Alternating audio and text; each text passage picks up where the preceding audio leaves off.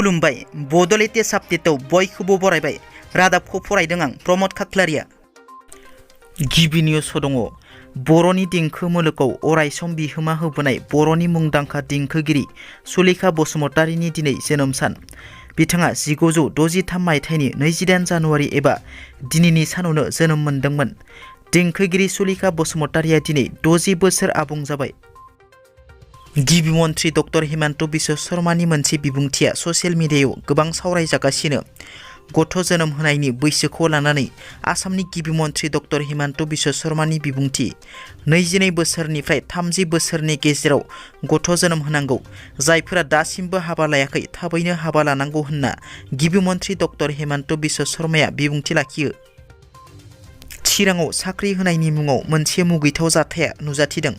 चिरां जिल्ला बेंटल आउटपस्टनि सिङाव थानाय नांगुलफाङायाव सासे आइजोखौ साख्रि होनायनि मुङाव हाग्रा बारियाव लांनानै जि जोम खुनानै हानजायारि जिनाहारि खालामनो नाजानाय भिडिअ'आ दासान्दि समाजारि बिजोङाव गोसारदों। बे जाथायखौ आन्दोआवला खोमाना दोननाय बेंटल आउटपस्टनि आइसि आफजाल हुसेनखौ सासपेन्ड खालामनाय जाबाय आरो बे जाथायनि दायनिगिरि साथाम लंपटखौ चिरां पुलिसआ खाबाय।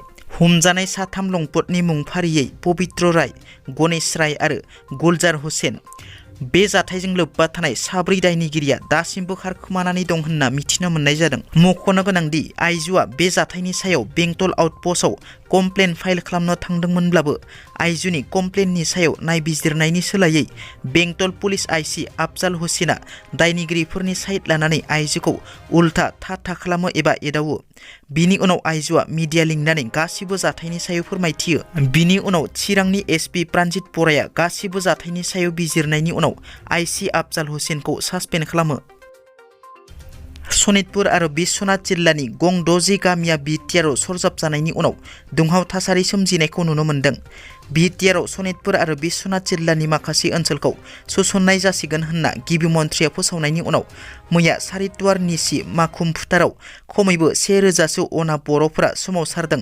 आसाया सनितपुर जिल्लानि बानजायनायाव दिनै 12 घन्टा सनितपुर जिल्ला बन्द फोसावनायनि उनाव धेकियाजुलियाव गोख्रों खुद्रिसारनाय दिन्थिफुङो। आसामनि स्पेसियेल डिजिपि जिपि सिंहआ गोदानै आसामनि डिजिपि महरै थिसनजाबाय। डिजिपि भास्कर ज्योति महन्तखौ सोलायनानै जिपि सिंहखौ गोदानै आसामनि डिजिपि महरै सायख'नाय जायो। मख'नो गोनांदि दानि डिजिपि भास्कर ज्योति महन्तनि डिजिपि बिबाननि थि समा फैगौ 31 जानुवारिसिमल'। बेखायनो जिपि सिंहखौ गोदानै आसामनि डिजिपि महरै थिसननाय जायो। जिपि सिंहआ गावखौ फोथायनानै गावनो आसामनि डिजिपि महरै बिबान होनायनि थाखाय आसामनि गिबि मन्थ्रिनिसिम साबायखर बावहरो टुइटनि गेजेरजों। मख'नो गोनांदि जिपि सिंहआ गोदानै आसाम पुलिसनि डिजिपि महरै थिसनजानायनि उनाव जिपि सिंहनिसिम गोसो गोरबोनिफ्राय हामलायनाय बावहरो बिटिआरनि गाहाय प्रमद बर' बिथाङा।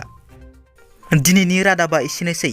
नोंथांमोना जुदि आंनि रादाबखौ खोनासंनानै मोजां मोनदोंब्ला अन्नानै लाइक, शेयार आरो साबस्क्राइब खालामनो दाबाव। गोजोन्थों।